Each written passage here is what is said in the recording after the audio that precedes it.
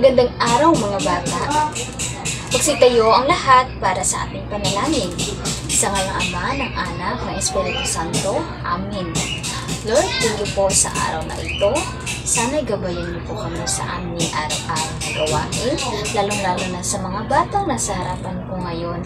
At sana'y bigyan niyo po sila ng mga malawak na paunawain upang matukoy nila ang aming panibagong aralin ngayon. At sana'y mayroon silang matutunan at makukuhang bagong aral. Amen. Sa ngala ng Ama, ng Anak, ng Espiritu Santo. Amen. Again, magandang araw mga bata. At ngayon, bago kayo umupo, ay nais kong nang pulutin nyo ang mga basurang nakakalat sa iyong silid at ito ilagay sa tamang lagayanan. Okay, maraming salamat mga bata. Ngayon, namisigo po ang lahat. At ngayon, sa tingin ko ay kompleto naman kayong lahat. Wala naman sigurong lumiban sa klase natin ngayon. Tama ba ako? Okay, magaling. Ay lahat kayo ay kompleto. Palakpakan ng iyong mga sarili. At ngayon, bago tayo dumapo sa ating panibagong aralin, ay magbalik-aral muna tayo tungkol sa ating tinatalakay noong nakaraang araw. Sino ang makapagbibigay sa akin tungkol sa ating tinatalakay noong nakaraang araw? Yes, Jessa? Okay, tama. Ang tinatalakay natin noong nakaraang araw ay tungkol sa pagmamahal sa ating kapwa. Ano naman ang halimbawa sa pagkikipagkapwa? Yes, Lois? Okay, tama. Pagtulong sa mga nangangailangan. Ngayon, mga bata, bago natin simulan ang ating panibagong aralin, ay meron muna akong awitin inihanda para sa inyo. At nais kong sabayan niyo ako sa awitin na ito. Nagkakaintindihan ba tayo mga bata? Okay, magaling. Ngayon, ang pabagat ng kantang ito ay Ang Batang Malinis. Okay, sundan niyo ako mga bata. Ang batang malinis ay magandang pagmasdan, maalaga sa katawan, dapat natularan. Siya ay naghihilamos at nagsisipilyo, araw-araw naliligo upang laging mabango. Again, ang batang malinis ay magandang pagmasdan, maalaga sa katawan, dapat natularan. Siya ay naghihilamos at nagsisipilyo, araw-araw naliligo upang laging mabango. Okay, magaling mga bata. Ngayon, ano ang naramdaman nyo sa kanta na ating inaawit? Ano? Okay, masaya. Magaling mga bata. Ngayon, meron akong mga larawan na ipapakita sa inyo. At nais kong sabihin nyo sa akin kung ano ang mga larawan na ito. Nagkakaintindihan ba tayo mga bata? Okay, magaling. Okay mga bata, ano ang unang larawan na ito? Ano? Ito ay sabon, tama. Ang sabon, saan natin ginagamit? Sa ating katawan, tama. Magaling. Ang sabon ay ginagamit natin sa ating katawan upang maalis ang mga mikrobyo. Tama ba ako? Okay. At pangalawang larawan. Ano ito? Ito ay tuwalya. Ginagamit natin ang tuwalya. Saan naman? Sa ating katawan.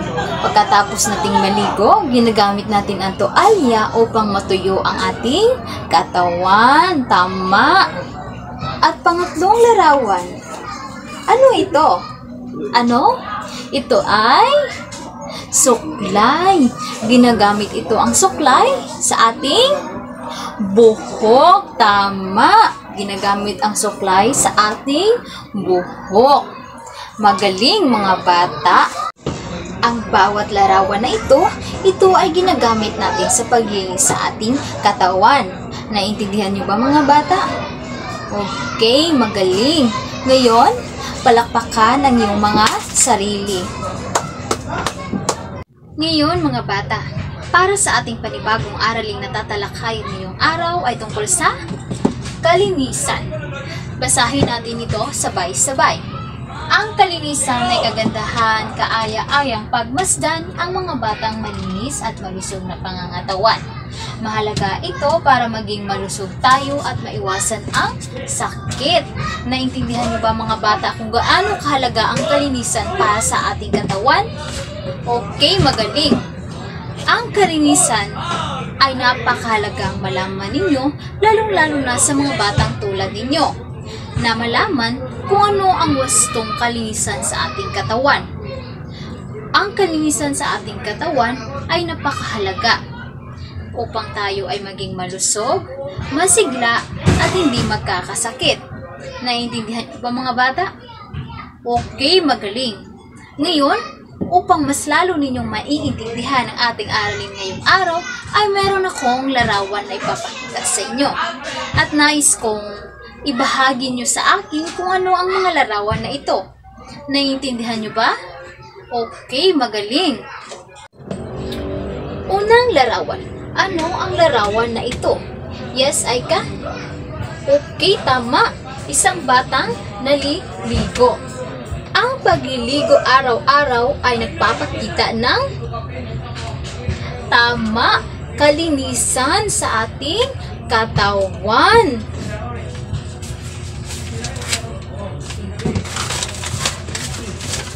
Ang pagliligo araw-araw ay nagpapasigla sa ating katawan at isipan, lalong-lalo na kapag mainit ang panahon. Kaya importanteng maligo tayo araw-araw. Tama ba? Okay, magaling. Sa pangalawang larawan naman. Yes, Luis? Ito ay isang batang nagsisipilyo. Tama. Ang pagsisipilyo, ito ay nagpapakita ng kalinisan. Tama.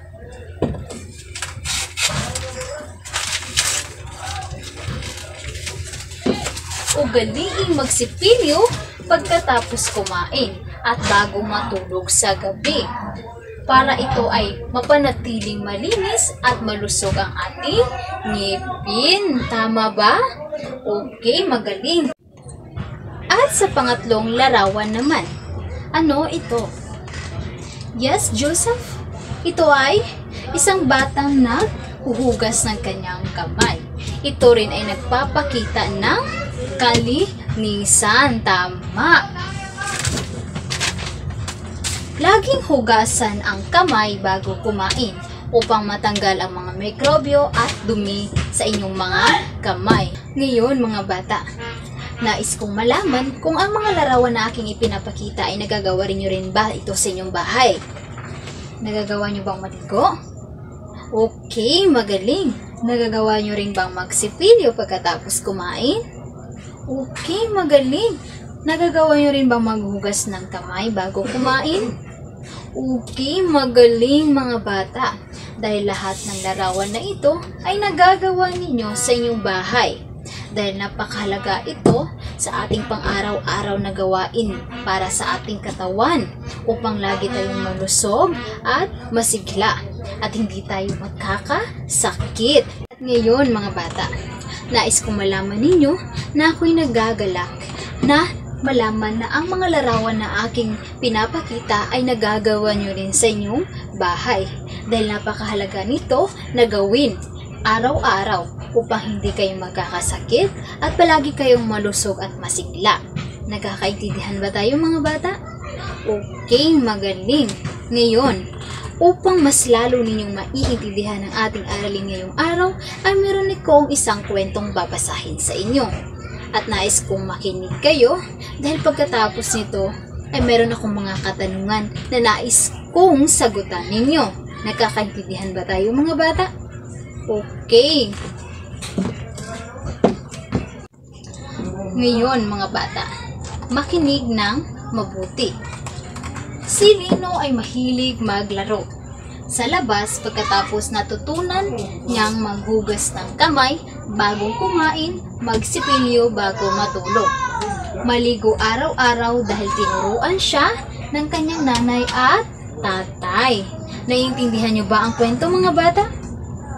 Okay, magaling! At ngayon, mga bata, para sa inyong mga katanungan. Unang tanong, saan mahilig maglaro si Lino? A. Sa loob ng bahay. B. Sa labas. C. Sa eskwelahan. Sino ang makapagbibigay sa akin ng tamang sagot? Yes, Joseph? Letter B. Tama, sa labas. Magaling. Pangalawang tanong, ano ang ginagawa ni Lino pagkatapos maglaro? A. Natutulog agad. B. Naguhugas ng kamay. C. Naglaro ulit. Sino ang makapagbibigay? Yes, Ellery? Letter B. Tama. Naguhugas ng kamay. Magaling. Ngayon, pangatlong tanong. Ano ang natutunan ni Lino bago matulog? A. Nagbabasa. B. Nagsisipilyo. C. Naglaro. Sino ang makapagbibigay sa akin ng tamang sagot nito? Yes! Clyde? Letter B. Tama! Nagsisipilyo. Pang-apat na tanong. Sino ang nagturo kay Lino na maging malinis? A. Ang kanyang kaibigan. B. Ang kanyang nanay at tatay. Letter C. Ang kanyang guro. Sino ang makapagbibigay sa akin ng tamang sagot nito? Yes! Apple? Letter B. Tama. Ang kanyang nanay at tatay. Mga magaling, mga bata. Dahil ang mga katanungan na ito ay nasasagot nyo ang lahat ng tama. At ngayon, mga bata, meron akong gawain na inihanda para sa inyo. At nais kong sagutan nyo ito. Meron kayong 5 minuto na gawin ito. At pagkatapos ay pasa sa aking harapan kapag kayo ay tapos na. Nagkakaintindihan ba tayo, mga bata? Okay, magaling. Ngayon, maghanda ng isang buong papel at lapis para sa inyong gagawin nga gawain ngayong araw.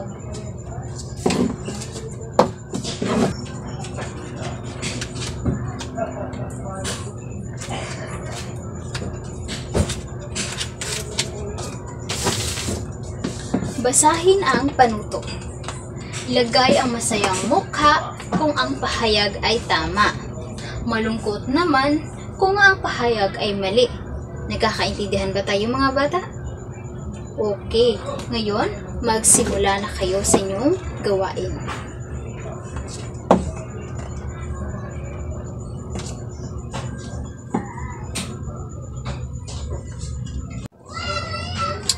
Tapos na ba kayo, mga bata? Okay, ngayon, maaari na ipasa sa aking harapan ngayon.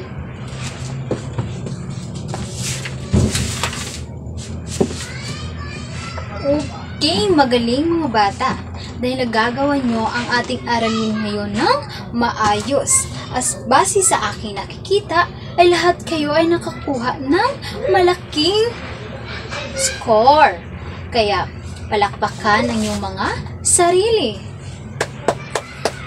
At ngayon, para sa inyong takdang aralin na gagawin.